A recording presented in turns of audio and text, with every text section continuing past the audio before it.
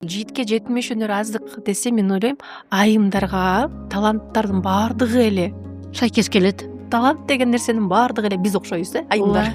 Мырзалардыкы жетимиш эле болушу мүмкүн да.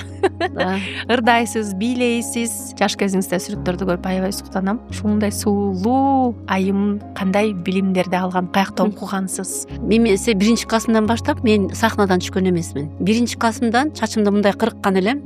Анда мектеп интернат бар эле, номер 1 деген таласта. Ошол жерде окуп бүткөнчө сахнада 15 өлкөнүн бийин бийлеп чыккам. Сахнадан түшкөн эмесмин, бирок ырдаган эмесмин.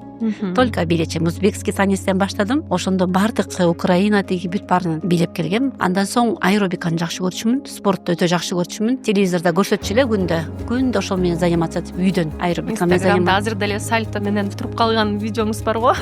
Да, Элдер искусственный интеллект деп ойлойт экен. Чын эле жок, мен азыр деле көрсөтүп бере алам да. Жок, азыр керек жок.